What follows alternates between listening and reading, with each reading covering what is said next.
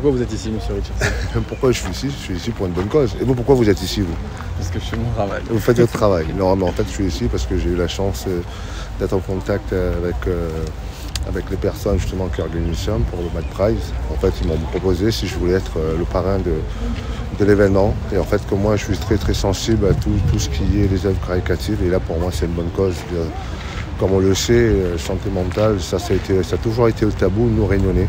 Dans notre jeunesse, on n'avait pas forcément cette facilité de pouvoir en parler, de pouvoir mettre un peu le doigt dessus. Et là, aujourd'hui, il fait impérativement qu'on rayonne tout ça pour pouvoir dire, ben voilà, c'est pas anodin, ça peut arriver à n'importe qui.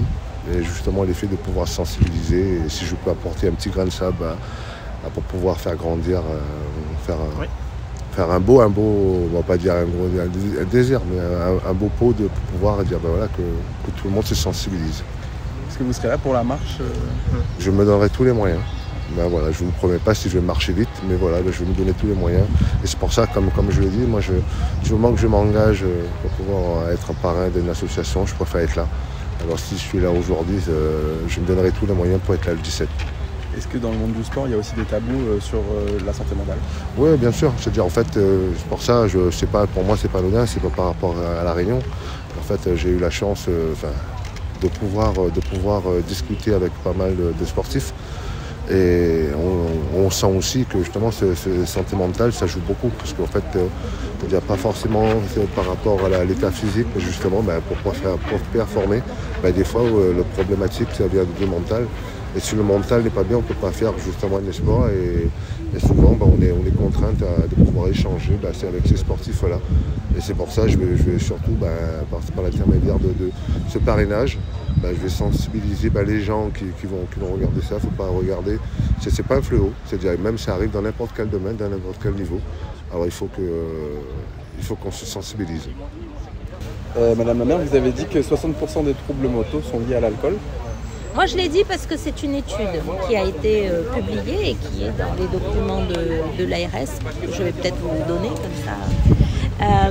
Et donc, oui, on a lu ça. Et c'est pour nous vraiment quelque chose de très grave qu'on veut partager, puisque c'est un moment de communication vis-à-vis de tous et de toutes. C'est un moment où tout le monde doit avoir ce chiffre en tête. Et la société réunionnaise doit se dire qu'est-ce que nous faisons par rapport à ça. Est-ce qu'on continue à fermer les yeux ou est-ce qu'on prend des mesures pour protéger les nôtres et en même temps continuer à avoir une économie qui fonctionne? On peut faire les deux. Je donnais l'exemple de l'Allemagne, par exemple. En Allemagne, pour acheter à boire, que ce soit le jus de pomme ou la bière, il y a des magasins spécialisés. Vous allez dans ces magasins-là, c'est réglementé, c'est encadré. Et l'alcool qui tue, vous ne le trouvez pas à tous les coins de rue. Voilà. Et par cela, par exemple, ce pays essaye de protéger l'abus d'alcool, cet abus qui tue. Le docteur Mété a fait des études et démontre qu'en fait, à La Réunion, on ne boit pas peut-être plus qu'ailleurs, mais on boit différemment. Et ceux qui boivent beaucoup d'alcool, je ne parle pas de la consommation monsieur et madame tout le monde, je parle de ceux qui utilisent l'alcool et qui boivent beaucoup, régulièrement, ils ont un comportement où ils boivent de façon très excessive, presque dans un comportement mortifère, voyez. Et donc, il a déjà tout dit, monsieur Mété, docteur Mété, il a déjà dit plein de choses. À nous de faire le combat maintenant. Selon vous, il n'est pas assez écouté, monsieur Mété? Il n'est pas assez écouté, oui, très clairement. Nous, on a beaucoup travaillé avec lui quand j'étais députée. On a utilisé ces études pour essayer de faire changer le prix et les taxes additionnelles sur l'alcool, qui sont très faibles dans les Outre-mer et à La Réunion. On a utilisé ces études également et ce qu'ils portent pour changer la publicité autour des établissements scolaires et des établissements éducatifs.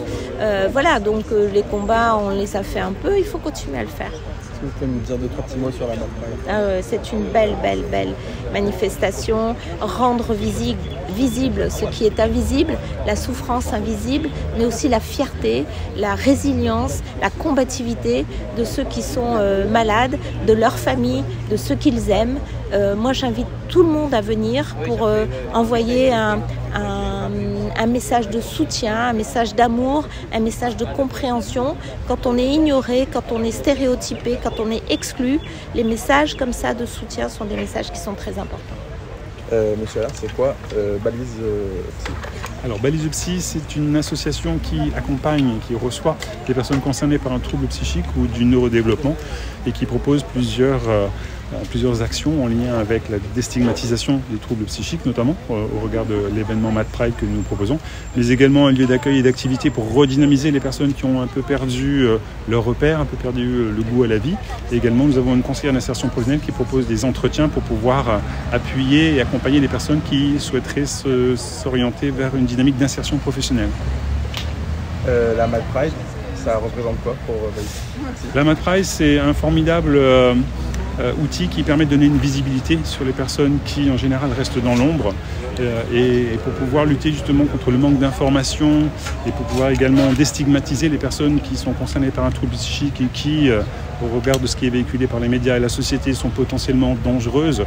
C'est pour casser un petit peu ces préjugés-là et puis surtout pour lever les tabous pour que dans les familles et dans certains environnements professionnels également, qu'on puisse effectivement parler de problèmes de santé mentale et prendre en charge le plus précocement possible les difficultés qui sont liées avec l'apparition d'un trouble psychique. Est-ce que vous sentez que vous êtes assez accompagné comme association? Oui, après, comme on l'a dit dans le cadre des interventions qu'il y a eu, il y a encore un gros travail à faire.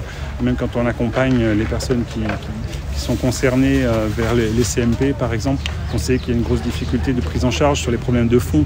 Oui, les psychiatres font leur travail de voir un petit peu le traitement, les effets secondaires des traitements, si la personne est en difficulté pour accepter le traitement. Mais tout ce qui est en lien avec une problématique de fond qui a pu amener effectivement à l'apparition d'un trouble psychique, on voit bien que les moyens sont limités. Est-ce que l'alcool, selon vous, c'est un réel problème? Oui, en tout cas, nous on lutte un petit peu contre ça également, comme le disait Madame la maire, parce qu'on sait que lorsque les personnes restent chez elles, pour lutter contre l'anxiété, pour lutter contre les angoisses, elles ont tendance effectivement à consommer des substances telles que l'alcool ou le Zamal. Et on sait très bien que ça porte préjudice finalement à la santé mentale et physique, et qu'en plus ça réduit l'efficacité des traitements. Donc c'est vraiment quelque chose de très négatif et qu'il faut lutter contre. On n'a pas de rôle à jouer dans la publicité de l'alcool. Nous sommes là pour agir sur le système de soins. Ceux qui ont un rôle à jouer sur la publicité, c'est d'abord la préfecture qui doit faire respecter ce qu'on appelle les interdits protecteurs, et puis les politiques qui doivent voter les lois pour que ces interdits protecteurs soient respectés, et puis voter des lois permettant de diminuer la consommation d'alcool en agissant sur le prix de l'alcool qui est, j'ai envie de dire, désespérément bas à La Réunion. Merci beaucoup. Alors le groupe Les Flamboyants, nous sommes le premier acteur de l'hospitalisation en psychiatrie à La Réunion. On existe depuis 30 ans maintenant. On prend en charge chaque jour 400 patients environ qui souffrent de dépression, de troubles anxieux, de troubles du comportement, notamment les troubles du comportement alimentaire, les troubles bipolaires. Et on a une prise en charge qui est globale, qui est personnalisée, qui s'appuie sur plusieurs compétences. On a une équipe de psychiatres, médecins généralistes, infirmiers, aides-soignants, art-thérapeutes, moniteurs sportifs, assistants sociaux. Donc une équipe complète qui travaille sur un projet personnalisé, qui apporte ses compétences pour construire quelque chose d'individualisé pour le patient. C'est donc une démarche qui est volontaire. Le patient est pris en charge et souhaite se faire soigner. On a de la psychothérapie, de la remédiation par le sport, par l'art-thérapie, on a un accompagnement diététique, on a aussi des neurostimulations et un programme de réinsertion qui est vraiment adapté à la situation de chaque patient.